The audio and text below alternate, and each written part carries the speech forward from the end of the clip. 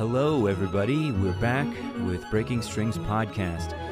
It's been a little bit of a break since the last episode, and I really needed the rest, and I also needed some time to reflect on past episodes and see how I could improve for the future of the podcast. It's important to do, because if you're cranking out one episode to the next, there's never really enough time to have that woodshedding period where you're making significant improvements in what was lacking in previous episodes. I feel like the same is true for musical performances. If you have a long hiatus from performing, you get really out of shape, and as soon as you come back, it's very, very, very difficult. But at the same time, if you're performing constantly, you kind of get stuck in this rhythm, and you're just doing everything a little bit too automatically. And you don't have that time, you don't have that woodshedding time to truly reflect on what you don't like about your own playing and how you want to refine it, how you want to go about making it better for the future. So that period of time is very, very important, whether you're practicing an instrument or, in my case, I'm also trying to get better at podcasting. This woodshedding period where you spend some time alone and just practice and meditate on everything that you think needs improvement, that's a very valuable time. Okay, so without any further ado, let's jump into this topic, being self-taught. The term self-taught is quite a dirty word in the realm of classical music, and it kind of has an association with being a complete amateur, not knowing what you're doing. You lack the same training that someone from a music conservatory has had, and you're immediately considered to be inferior. At least that is kind of the feel that I got as soon as I started, hanging out in a conservatory setting. Before I went to Peabody Conservatory for my 2 degrees, I was actually a self-taught guitarist until the age of 16. And I played for pleasure. I hardly practiced. I would just kind of pick up some music that I wanted to learn, try to learn that for a little bit, maybe have a break, and then maybe come back again in about a week or two and start a different project. I would just kind of play around and explore the instrument. I explored a lot of different styles. I explored also, the electric guitar, steel string guitar, and including the classical guitar. But I didn't really take it that seriously. So yeah, I was just teaching myself and playing entirely by ear. I also then took a different route, and from the age of 16, received strictly formal training for many years. So I'm coming from a background of both. And no matter what camp you're in today, as you're listening, I can tell you that there's actually drawbacks to being self-taught, and there are drawbacks to learning at the top level in a music conservatory. So you have to be careful. And actually, I want to point out that being self-taught can have a lot of benefits. And I really want to make sure that even those who have the formal training and they're listening, being self-taught is something that actually happens in many points in your life. It's not just self-taught in the sense of I never went to a music school and I learned everything by myself at home. You're self-taught in various periods. You're going to have a time where you graduate from a music school and you're not going to work with a teacher. Well, guess what? You've just become a self-taught musician in that sense, because everything that you do moving forward, and I would hope that everybody wants to improve for the rest of their lives. So everything you do after that point, you're teaching yourself. So to a certain extent, everybody has to be self-taught at a certain point. Okay. So let's talk about the benefits and the drawbacks of being self-taught. As a self-taught musician, you have to rely entirely on yourself for progress. And this is not necessarily a drawback, but it could be a drawback, because if you have some problems with intonation or you have some rhythmic inaccuracies, for example, these can go unnoticed and they can become habitual. So it's really important to record yourself and listen as closely as you can for anything that you don't like. Also, your best guide is going to be listening to the recordings of masters. If you listen to the recordings of masters on a daily basis and include this into your routine, you can actually go very, very far because they are teaching you how to play. As you're listening closely, these particular masters on these recordings are your teachers. So at first it can be a little bit overwhelming because of the, mass amount of choices these days with streaming. I mean, you can have hundreds of albums, if not thousands, at your disposal for a particular type of music that you want to listen to. And then you just become overwhelmed. You're like paralyzed. What should I listen to? What's the right recording? What's the wrong recording, right? Okay, so forget all that. It's not about the right recording and the wrong recording. Pick a recording that speaks to you. Pick a recording that you like. Pick something that moves you. Don't overthink it.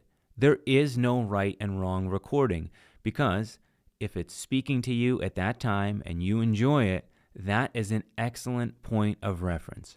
So, the recording that I chose before I knew how to really play anything on the classical guitar was a Sony classical release by the classical guitarist John Williams. His album was Paganini, Scarlatti, Giuliani, and Villa-Lobos. So, a lot of the standard repertoire appeared on that album. And I just began to sort of learn about how the classical guitar sounds and how the repertoire sounds and how this particular player approached it with his style of playing. I listened to that recording every day. Again, for a long time, I couldn't play any of the pieces that were on that album. So in the beginning, a lot of stuff was a little bit over my head. But never mind, I continued to listen, and I would study and listen again, and then listen again the next day. So as I slowly started to know more about how to play and I developed more technique, I could play some of the music that was on that album. And over time, my taste for how to approach those pieces, it would change. But here's the point. That was a very, very good reference point. I always had that album as a base that I could return to. And if my taste deviated, or maybe they deviated a lot from what was on that album, that was my reference point. So here is the important takeaway. The important takeaway is that you have that reference point and you don't overthink this whole thing about finding the right recording and the wrong recording. Now here's another thing. Don't just listen passively with the music in the background. Don't just listen while you're studying or you're doing errands or something. If you want to learn from a recording, you're going to have to figure out what it is that's moving you about that performance. Is it a color that you hear in the instrument? Is it perhaps how the guitar is resonating in the recording space on that album? It could also be a particular choice of phrasing, rubato. You really need to take notes. This is a class. When you're listening to a recording, this is a class on the mastery of the instrument as you know it at this point in time. So you have to be really specific. If it's possible, compare the same pieces played by other artists and try to understand in as much detail as possible why one recording is better than another to you. All right, let's move on to another drawback of being self-taught. If you're self-taught, you may not have the same formal structure that you would have in a formal training situation. So that means that you might accidentally miss out on some very basic things. And this could be with music theory. This could be with the technique of playing your instrument. And sometimes when you don't have these basics really, really figured out, it's very hard when you get into the more advanced stuff. Frequently, I see self-taught classical guitarists having a problem with their fretboard knowledge. They know the notes in one area of the guitar really well, and then maybe in the middle of the fretboard or in the higher positions of the fretboard, their fluency is like just a small fraction of what it is in that familiar area. So then they run into problems and they're not really sure what the actual culprit is. And the culprit is that they don't know their instrument very well. They don't know the notes in that area of the instrument. So then when it comes time to play late intermediate and advanced pieces, they don't have a vision of multiple decisions with fingerings, and they don't have an array of choices. They just struggle with finding the notes. And this slows them down, and then they have problems with memorization. They could even have some just general confusion in that area. And then their progress is hindered big time. So that is one example where you really need to know the basics really well. Here's another drawback to being self-taught. In the absence of formal instruction and formal structure, you may unintentionally spend a lot of time trying to discover very basic concepts and basic techniques. In fact, you're not discovering anything. You're discovering for yourself, but really, these have already been clearly laid out in a method. Let me give you an example. This is with classical guitar technique. In particular, there was a technique that my grandfather really wanted to teach himself. And he was in the Soviet Union and did not have the resources that we have available today to try and learn this technique. The tremolo technique, for those of you who don't know, it's a pattern where you play a bass line with the thumb and then you rapidly play on a single string with the ring, middle, and index fingers. And you create this singing mandolin effect over top of the bass line. It can be very magical if it's done right. My grandfather loved this technique and he became obsessed with it. He really wanted to learn it. There were some things that he didn't really think about though. He didn't think about the proper fingernail shape. He didn't think about relaxation. He didn't think about minimal motion. He didn't think about the specific exercises that you can use to just isolate this tremolo technique on a single string and practice every day before you implement it into a piece. Now, all of these things I have used, and actually it was no problem for me to learn the tremolo. I didn't have as big of an interest in it when I picked up the guitar, and I actually learned it later in life.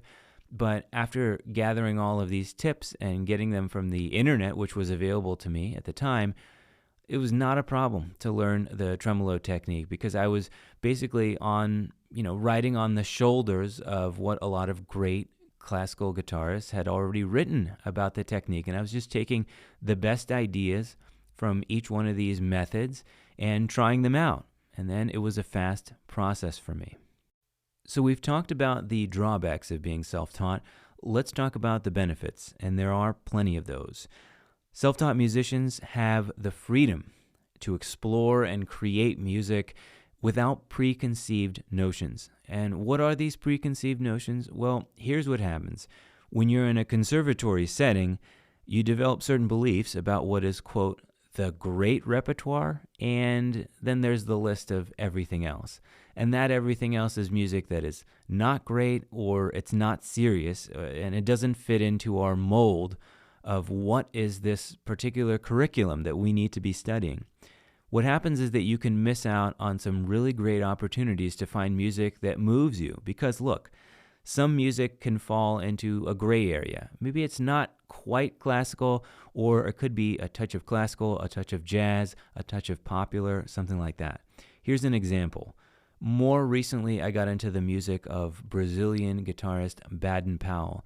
I had never heard of Baden-Powell when I was studying in conservatory, believe it or not, and I only found his music far after that. More recently, playing that kind of music, I really just felt such a musical an emotional connection with some of these pieces. I mean, I just couldn't stop playing them. I would pick up one piece and just fall in love with it and play it for hours and try to refine my own interpretation and then move on to the next and then keep adding all of these wonderful pieces. It was different. It was music that was perfect for the instrument, but unfortunately, because it's kind of a mix of bossa nova, it's a mix of jazz, and a little bit of a classical guitar thrown in there, it would have never really worked in a student recital that I would have performed in the conservatory because it didn't fit that mold of the classical guitar repertoire. I think that it's a shame that it took me that long to find the music of Baden-Powell just because of this little limitation. It didn't fit the mold. It's gorgeous music. I connect with it. I'm very likely going to release an album either entirely of the works of Baden-Powell or a Brazilian album that has a lot of his works on it. So I've become so committed to this music that I've now started to track and record it. It's really a shame that it took a long time to find it. And that brings me to another important benefit of being self-taught. I think that being self-taught means that you can have the freedom to choose pieces that resonate with you, to tailor your learning experiences based on what it is that moves you, what you enjoy. You can have your own specific interests, your own specific aspirations with the instrument. This is a very valuable freedom.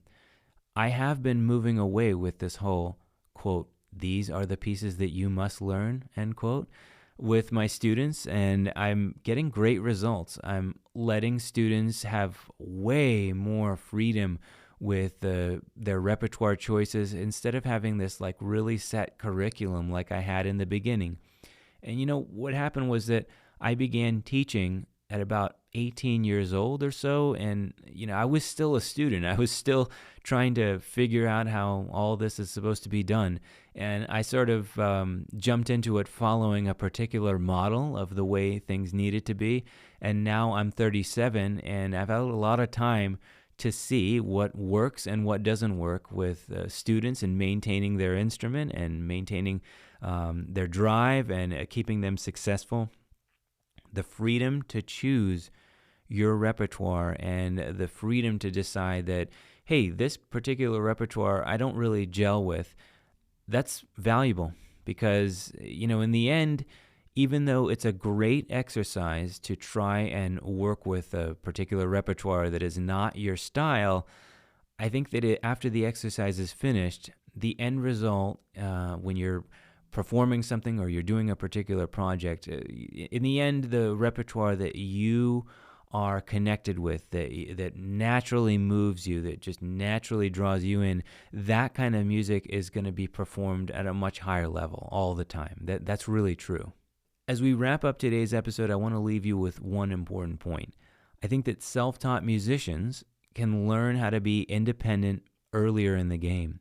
So this means resilience, problem-solving skills, and the ability to sort of decide on your own if what you're doing is good. You don't have this reliance on an instructor to tell you that you're doing great or what you're doing is right. You have to make that judgment on your own. That's a valuable skill in and of itself.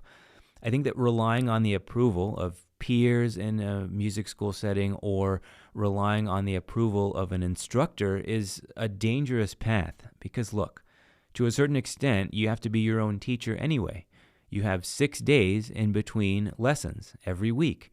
And then you have winter breaks, summer breaks, holidays, whatever. And if we're talking about learning in a university situation, after you graduate, that's it. You don't have a teacher anymore. You become your own teacher anyway. So considering this, I don't think that self-taught should be such a dirty word in the classical music realm. All right, everybody, thank you so much for tuning into this episode, and I'll try to get the next one out soon. Thank you so much. Take care.